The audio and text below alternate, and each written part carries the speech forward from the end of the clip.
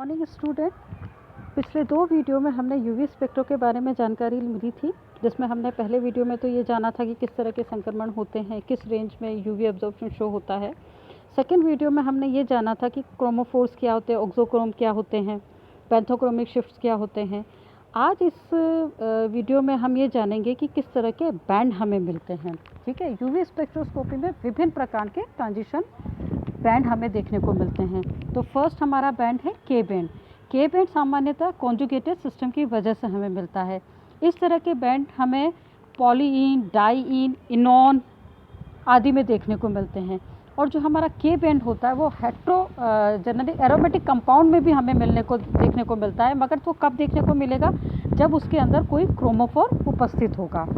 और जनरली आपका जो के बैंड होता है वो सॉल्वेंट की पोलैरिटी पे भी बहुत ज़्यादा डिपेंड करता है। जैसे जैसे सॉल्वेंट की पोलैरिटी बदलेगी वैसे ही के बैंड में शिफ्टिंग होती जाती है। ठीक है, अब ये पोलैरिटी जो है हमारे जितने भी बैंड्स हैं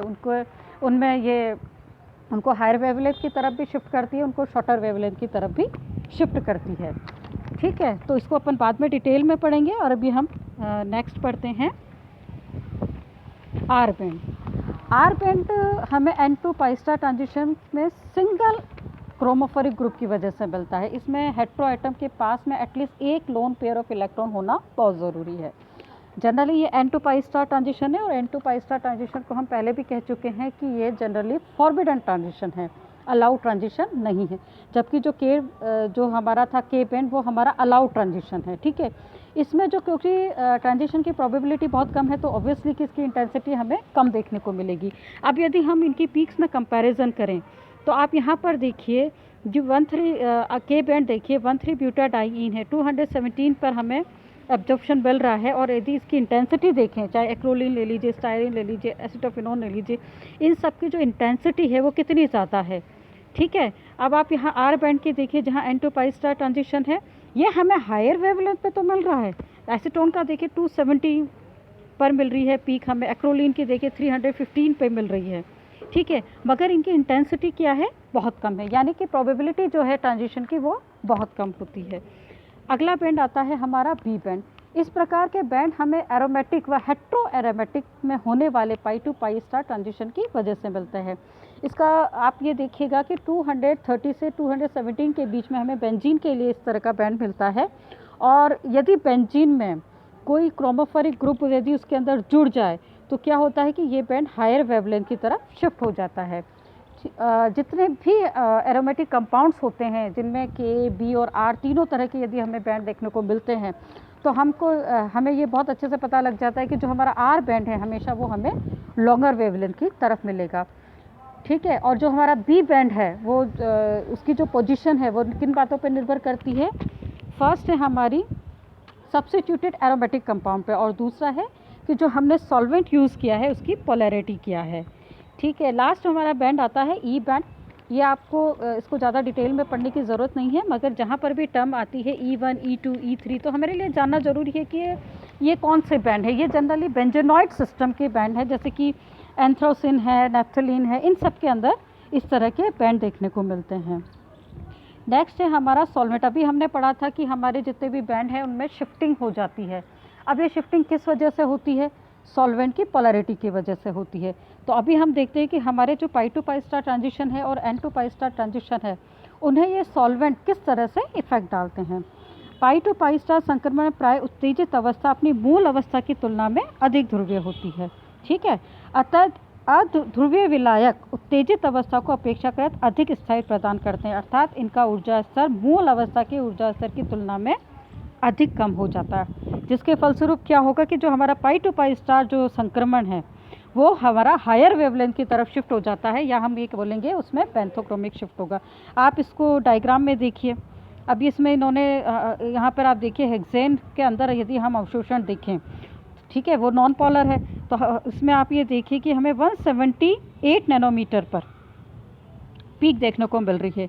वही जब हमारा सॉल्वेंट हमने बदल दिया, पॉलर सॉल्वेंट ले लिया, वाटर ले लिया, तो उसमें हमें क्या 220 नैनोमीटर पे पीक मिल रही है, यानी कि हमें कम एनर्जी देनी पड़ रही है, तो ये हायर वेवलेंथ की तरफ शिफ्ट हो गया, यानी कि हम बोलेंगे ये पैंथोक्रोमिक शिफ्ट है। इसी तरह से आप देखिए N2 पाई स्टार संक्रमण में क्या हो रहा है कि जो ध्रुवीय विलायक है, ध्रुवीय विलायक कौन से होते हैं? जिनमें हाइड्रोजन प्रेजेंट होता है, हाइड्रोजन बंधित होगा, जो हाइड्रोजन बॉन्ड फॉर्मेशन करते हैं, उस तरह के जो विलायक हैं।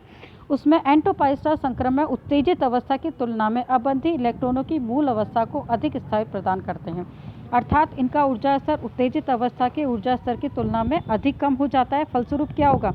N2 संक्रमण का अवशोषण जो होगा शॉर्टर वेवलेंथ की तरफ शिफ्ट हो जाता है, और इस प्रभाव को हम क्या कहते हैं? Hypsochromic shift. हम ये पहले भी पढ़ चुके हैं कि यदि हायर वेवलेंथ पे जाएगा तो बेंथोक्रोमिक शिफ्ट होगा, और यदि लॉन्गर वेवलेंथ की तरफ यदि जाता है तो वो होता है हिप्सोक्रोमिक शिफ्ट। उदाहरण के लिए एसीटोन का हेक्सेन में अवशोषण यदि हम देखें तो 279 नैनोमीटर पर है, आप ये डायग्राम के अंदर देखिए। और इसी तरह जैसे ही हम इसको पोलर सॉल्वेंट के अंदर कर देते हैं तो क्या हो गया? 265 नैनोमीटर पे शिफ्ट हो गया ये, यानी कि ये शॉर्टर वेवलेंथ की तरफ शिफ्ट हो गया। अब सेकेंड टर्म आती है कि जब भी हम एब्जॉर्प्शन देखते हैं तो उसमें पाई टू पाई स्टार ट्रांजिशन, सारे ट्रांजिशन हमने देखे हैं, मगर यदि हम जब अब कॉन्जुगेटेड सिस्टम की बात करें तो कॉन्जुगेटेड सिस्टम के अंदर हमें एक नई चीज़ देखने को मिलती है। वो ये है कि जो आपके जो पाई टू पाई स्टार जो ऑर्बिटल्स होते हैं वो आपस में अंतरक्रिया करते हैं, और उसकी वजह से हमें एक डिफरेंट एब्जॉर्प्शन या बेंथोक्रोमिक शिफ्ट देखने को मिलता है। तो हम इसको यदि हम पढ़ना चाहेंगे तो बोलेंगे कि किसी अणु में उपस्थित 2 या 2 से अधिक द्विबंध, ठीक है, या 2 या 2 से अधिक एकल बल द्वारा पृथक हो तो ऐसी स्थिति में अणु के पराबैंगनी स्पेक्ट्रम पर बहुत कम प्रभाव नजर आता है। ठीक, अब आपको यहाँ समझने की ज़रूरत है कि ज़रूरी नहीं है कि किसी भी सिस्टम में 4 डबल बॉन्ड प्रेजेंट है तो उसमें हमें बेंथोक्रोमिक शिफ्ट देखने को मिलेगा। बेंथोक्रोमिक शिफ्ट हमें तभी देखने को मिलेगा जब वो कॉन्जुगेटेड हो। कॉन्जुगेटेड का मतलब क्या हो गया? यदि 2 द्विबंध एकल बंध के द्वारा विलगित हो, अर्थात द्विबंध संयुग्मन में हो, यानी कॉन्जुगेटेड हो, तो ही हमें पराबैंगनी स्पेक्ट्रम में अधिक प्रभाव देखने को मिलता है। ठीक है, कॉन्जुगेटेड सिस्टम क्या हो गया? C double bond C, single bond C, double bond C। अब इसमें क्या हो गया कि जो आपके जो पाई ऑर्बिटल है आपस में क्रिया करते हैं, और वो अंतर क्रिया से हमें नए बॉन्डिंग और एंटी बॉन्डिंग ऑर्बिटल्स मिलते हैं। ठीक है, अब आप नीचे थोड़ा सा डायग्राम की तरफ आप देखेंगे तो डायग्राम में आप ये देखिए पाई 1, पाई 2, पाई 3, पाई 4 है। अब क्या किसके बीच में ट्रांजिशन होता है? अब होता है हमारा पाई 2 से पाई 3 के बीच में ट्रांजिशन हो रहा है। यहाँ पर क्या हो गया? एनर्जी गैप कम हो गया। एनर्जी गैप कम होने से क्या हो गया? ये लॉन्गर वेवलेंथ की तरफ शिफ्ट हो गया। फलस्वरूप पाई टू पाई स्टार ट्रांजिशन के स्थान पर पाई 2 से पाई 3 संक्रमण के मध्य ऊर्जा स्तर कम हो जाता है, अर्थात अवशोषण उच्च तरंग दैर्घ्य की तरफ स्थापित हो जाता है, जिसे दूसरे शब्दों में हम बेंथोक्रोमिक शिफ्ट कहते हैं।